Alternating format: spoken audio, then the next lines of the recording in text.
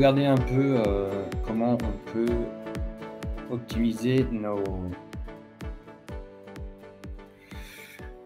trajectoires d'outils. On va commencer par une pièce très simple qui est issue de chez Autodesk, donc des tutos Autodesk que vous trouverez dans votre data panel tout en bas. Vous allez trouver des tutos Autodesk et vous trouverez cette pièce si vous voulez reproduire.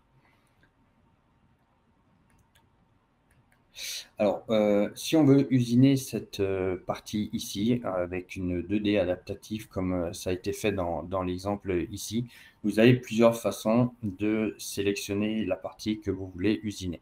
On peut faire une première sélection qui est une sélection sur le... Je me perds. Sur les contours ouverts, là, sur le contour ouvert, ou alors vous pouvez sélectionner la surface qui est là. Le résultat que vous allez obtenir dans un premier temps va être complètement différent. Donc, on va regarder ça. Donc, actuellement, si on va se limiter uniquement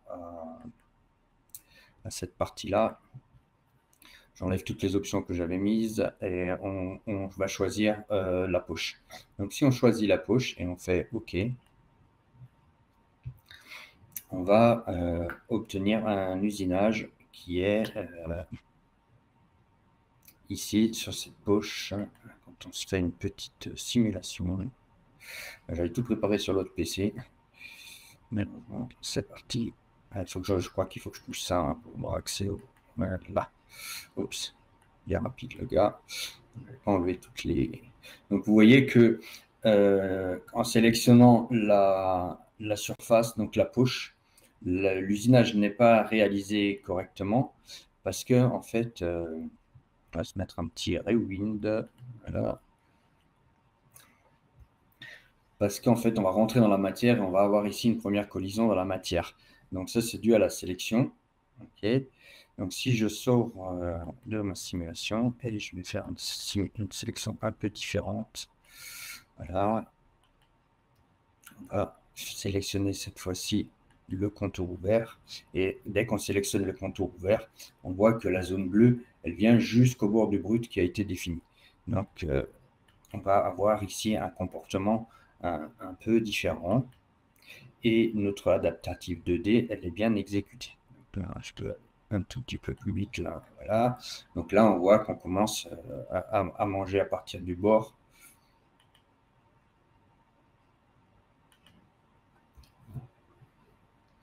Et là, c'est pas mal.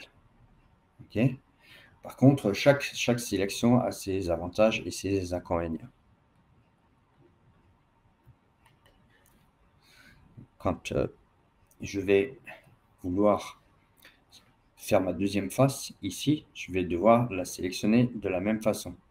Je ne vais pas pouvoir bénéficier dans la sélection des géométries quand je sélectionne une chaîne ouverte. Quand on va dans les petits réglages ici, on ne peut pas ici sélectionner des surfaces qui sont sur le même plan.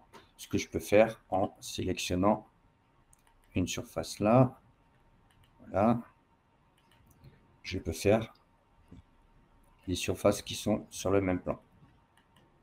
Donc, du coup, si j'en avais beaucoup plus, ben, il est très tout. Par contre, vous voyez bien que l'usinage n'est pas correct et pour retrouver cet usinage correct, on va lui indiquer où est son contour. Donc, en sélectionnant le contour du brut, juste en laissant comme ça, il n'y a pas besoin de faire de sélection supplémentaire, on fait OK. On va ici retrouver donc toute notre sélection comme on avait avant. Ça, c'est des optimisations qui sont très utiles quand on a beaucoup de surfaces qui sont sur le même plan. Je vais accélérer un tout petit peu. Voilà. Je ne sais pas si la vidéo est fluide de votre côté. Mais là, on a bien fait l'usinage des deux côtés en faisant une seule sélection parce qu'on utilise tous les plans. Okay. Alors, sur le même principe, on va faire les deux autres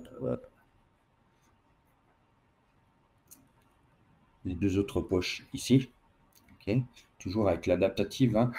Et ce n'est pas uniquement réservé à l'adaptatif ce que je vous montre, vous allez retrouver les mêmes réglages dans d'autres stratégies 2D.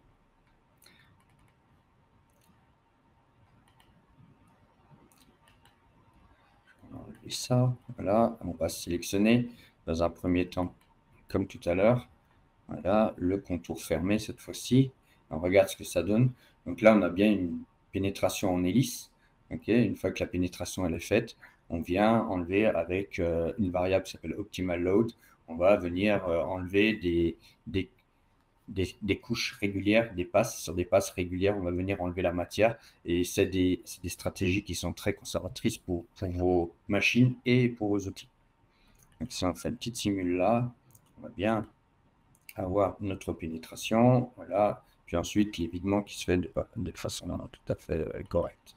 Par contre, si on vient sélectionner, on va faire comme tout à l'heure, sélectionner la même chose, donc on va avoir le même souci.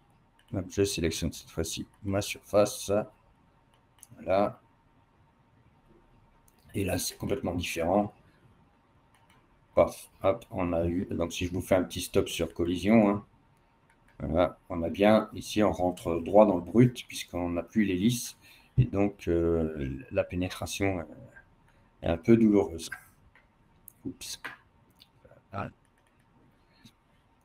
Donc idem hein, comme avant, si je lui indique où est son brut, on se retrouve dans une situation tout à fait normale. Voilà, on retrouve bien notre hélice.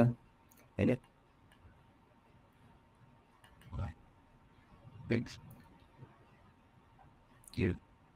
Et donc, pour en finir avec l'usinage complet des poches, on peut donc ici venir sur la géométrie, bien sûr éditer cette poche 1, édite,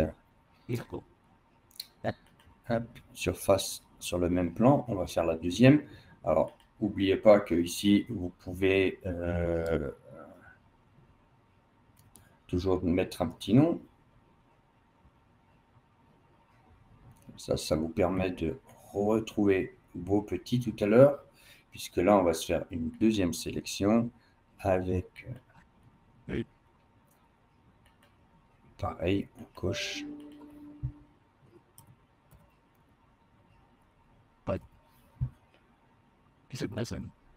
On retrouve bien là nos petits repères. On se fait un OK. Et là, on voit que l'ébauche de la pièce est réalisée de façon correcte.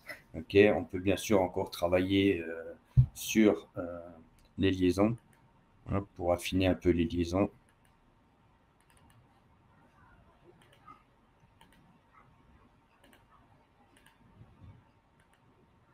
Ouais.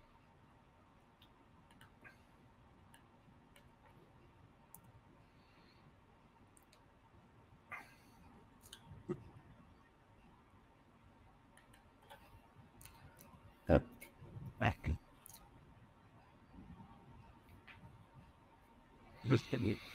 Voilà, avec des pénétrations un peu plus rapides. Après, ça dépend sur quelle matière vous êtes, hein, mais vous pouvez régler les angles de descente et surtout régler bien les hauteurs parce que ça mange du temps, les pénétrations.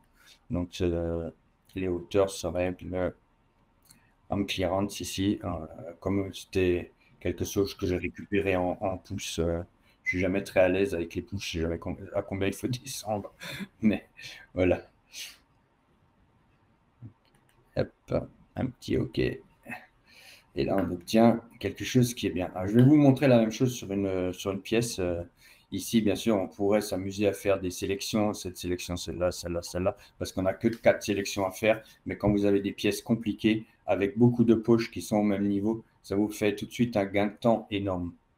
Donc, sur le même principe, on va regarder. J'espère que c'est bien sauvegardé tout à l'heure. Ma trame X ici.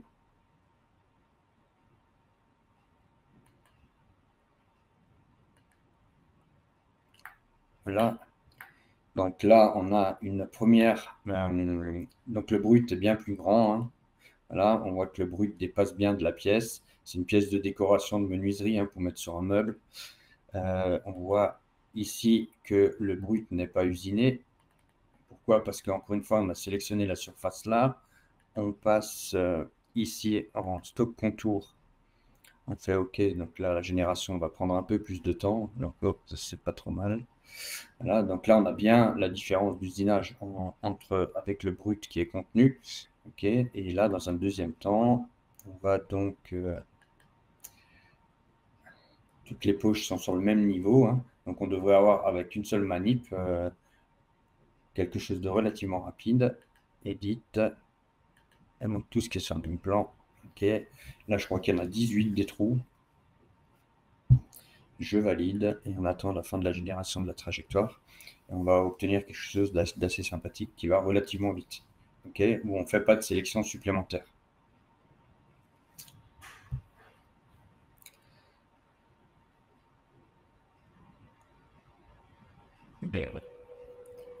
Alors, je vais regarder s'il y a des questions.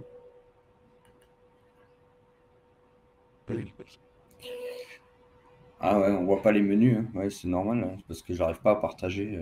C'est ça, hein, caractéristique de.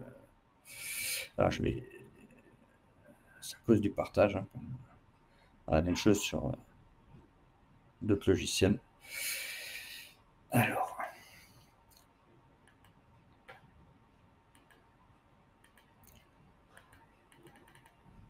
Pas partager l'écran entier. Je n'arrive pas à partager l'écran entier. Ok, je vais réessayer. Je repasse sur Fusion. Alors, est-ce que vous voyez les menus maintenant? Oui, parfait Patrick, super, magnifique. Ok, donc ça vient de partager l'appli ou partager l'écran. Donc ça vient de là. Voilà. Donc juste pour reprendre, donc pour ceux qui n'ont pas vu le partage des menus, donc là on est en Pocket et le réglage se fait donc dans l'édition du Pocket. On a la petite case à cocher, sélectionner les surfaces sur le même plan. Ok, français. Voilà. Donc, un petit OK là. Quand il veut bien. OK. C'est un peu long, hein, parce qu'il recalcule tout, là. Ah, il faut que j'enlève ce truc-là aussi. Hide. Pour que tout à l'heure, je puisse me lancer une petite. Voilà. Ah, si je reprends la précédente. Donc, ce que je disais, voilà, les petits noms que j'ai mis, c'est bien ici, hein. Donc, chacun, on retrouve. C'est plus facile quand on a plusieurs de les nommer. Et chacune est réglée sur le même plan. Voilà. C'est des choses qui font gagner énormément de temps. Donc, on fait le réglage une fois et puis on y va. Je vous remontre, comme vous n'avez pas vu tout à l'heure, ce que j'ai modifié ici. Donc là, je me suis mis en police de rétractation au minimum et je lui demande de rester en bas le plus longtemps possible. Voilà. Donc, c'est là qu'on a les petites lignes jaunes qui sont à ras des pâquerettes au lieu d'avoir les remontées essentielles à chaque fois. Alors, on a des remontées que quand on jette de zone. Ok. Alors, voilà pour le 2D. On va faire un peu de. Je ne sais pas combien de temps il nous reste. Alors là, il nous reste 9 minutes avant le prochain 9, talk. 9 minutes. On Donc, va passer regardez sur un la peu partie. le 3D. On va passer un peu sur le contour et on va regarder un peu le contour de près. Juste fermer mon data panel pour que un peu plus d'écran. On va regarder ça de face. Ok, donc là, première chose qu'on peut voir sur cette trajectoire qui est pas trop mal. Alors, j'ai pas fait d'ébauche en haut, hein. Là, bien sûr, on ferait une ébauche sur le dessus avant du brut là. Mais ce qu'on veut voir, nous, c'est vraiment la trajectoire de contour. Comment on peut arriver à avoir un contour un peu correct. Parce qu'il y a plusieurs paramètres qui ont été modifiés pour obtenir une pièce conforme. On voit qu'ici, il y a encore un petit couac là qui traîne. Ça, vous devez l'avoir souvent. C'est des petits effets de bord qui vous polluent vos trajectoires. Okay. Et ça vient essentiellement du fait que Fusion CAM travaille avec un modèle qui est en mesh. Donc, en fait, tout notre modèle ici est est composé de plein de petits triangles. Et de temps en temps, à la limite d'un triangle, il y a une petite cacade là. Et cette cacade, ceux qui ont déjà suivi les cours le savent, on la résout souvent ici en mettant un additional offset, okay, qui est équivalent à moins la tolérance de votre usinage. Donc, tolérance qu'on retrouve dans les passes qui est là. Donc, en enlevant le moins tolérance, là déjà, ça, on devrait enlever cette petite cacade qui était là-haut. Ouais. C'est beau, on peut les mettre en évidence assez facilement sur des congés, sur des chanfreins de pièces arrondies en général, là où on a beaucoup de petits triangles dans le mesh. Si vous voulez voir le mesh de votre pièce, hein, quelque chose de très simple, vous passez en simulation et vous cliquez en stock et vous sortez ici save stock. Okay, il va vous sauvegarder un STL de votre pièce. Alors, si on regarde la taille et comment elle a été optimisée, cette stratégie-là, on va regarder ce qu'on obtient en version brute, on va dire en version brute.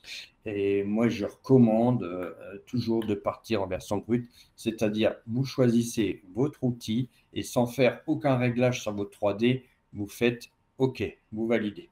Ce qui vous permet de le laisser travailler sur la pièce telle qu'il l'entend, puisque en 3D, Fusion est model aware. Donc, il connaît le modèle et en fonction du modèle, il va vous proposer une stratégie adaptée à la pièce. Donc, et c'est là.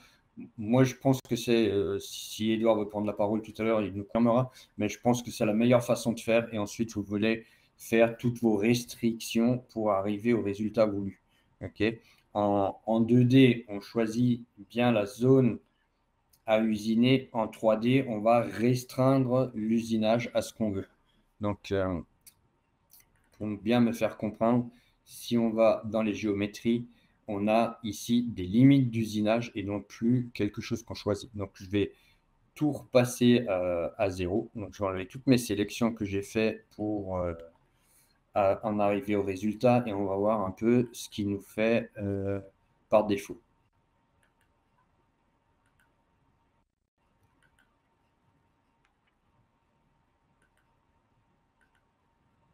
Donc, je lui ai à peu près enlevé tout ce qu'on pouvait enlever. Et si on a un peu de temps, on va les détailler. Voilà ce qu'on va obtenir avec le premier jet. Donc, voilà ce qu'on obtient avec le premier jet. C'est assez bizarre. Bon, la qu'on veut usiner, elle est faite. Ici, il va descendre. Honnêtement, je pense que c'est encore de la petite pollution qu'on a due au triangle du mesh. Mais vous voyez que la taille du fichier, elle est énorme. Donc, si vous ouvrez une opération, vous pouvez voir la taille que cette opération a. Donc 1 méga quand pour faire ça. Voilà. Donc on va essayer d'optimiser. Donc un des premiers trucs à faire, dès que vous êtes stratégie 3D avec une fraise arrondie comme ça, on va venir activer ici dans les passes. La première chose à faire, c'est Contact Point Boundary. Donc si vous ne savez pas ce que ça fait, vous positionnez sa case et ça explique très bien.